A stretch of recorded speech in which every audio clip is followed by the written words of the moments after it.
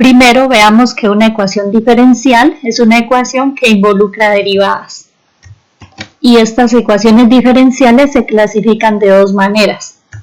Primero, hay ecuaciones diferenciales ordinarias y segundo, hay ecuaciones diferenciales parciales.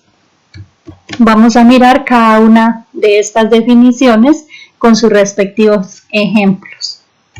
Las ecuaciones diferenciales ordinarias son aquellas en donde la función depende solamente de una variable independiente. Por ejemplo, en el primer ejemplo tenemos esta ecuación diferencial y noten que aquí la función o variable dependiente es y la variable independiente es con respecto a quién se está derivando. En este caso se está derivando y con respecto a la variable x, o sea, la variable independiente es x. La función es la que se está derivando y la variable independiente es con respecto a qué variable se está derivando. Recuerden que aquí de y de x es la derivada de y con respecto a la variable x. Y noten que es una ecuación diferencial ordinaria porque la función se está derivando con respecto a una sola variable. Para que sea ordinaria debe suceder que debe existir una sola variable independiente.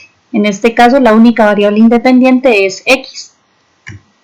Para el segundo ejemplo tenemos una ecuación diferencial y en este caso miren que esta primera parte es la segunda derivada de y con respecto a x más 3 veces la primera derivada de y con respecto a x más 2y igual a 0. Esta es la ecuación diferencial y la función aquí, miren que la función sería y, la función o variable dependiente es y la variable independiente es con respecto a quién se deriva. Aquí como es la segunda derivada de y con respecto a x, la variable independiente es x y nuevamente se cumple la definición porque hay una sola variable independiente.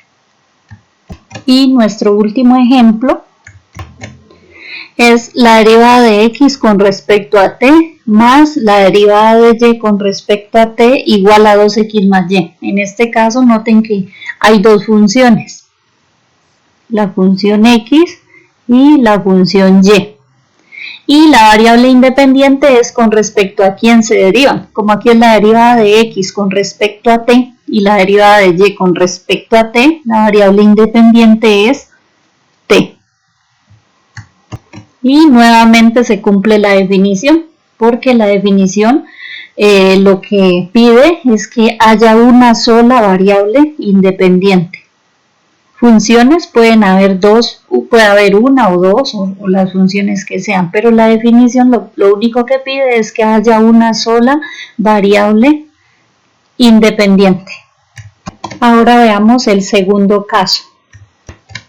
Y las ecuaciones diferenciales en derivadas parciales son aquellas en las que la función puede depender de varias variables independientes. Nuestro primer ejemplo tenemos esta ecuación diferencial. Noten que aquí en ecuaciones diferenciales en derivadas parciales o ecuaciones diferenciales parciales se usa esta simbología y esta D redonda conocida como la D de Jacobi. Esta D es, uno la lee así, la derivada parcial de z con respecto a x es igual a z más x por la derivada parcial de z con respecto a y. En este caso la función es quien se está derivando, o sea, la función en este caso sería z. Y las variables independientes, miren que a diferencia del anterior caso, aquí hay dos variables independientes. Está la variable x y está la variable independiente y. En nuestro segundo ejemplo tenemos la función, en este caso es u, y las variables independientes serían x y t. Y en nuestro último ejemplo noten que hay dos funciones. Está la función u y la función b. Y de variables independientes tenemos la variable y y la variable x. Según la definición, lo que debe suceder para que sea una ecuación diferencial en derivadas parciales, lo que debe suceder es que la función o las funciones deben depender de varias variables independientes, es decir, deben haber varias variables independientes.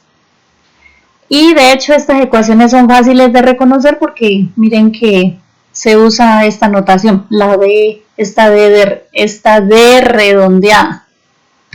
Y bien, esos son los dos tipos de ecuaciones diferenciales que podemos encontrar.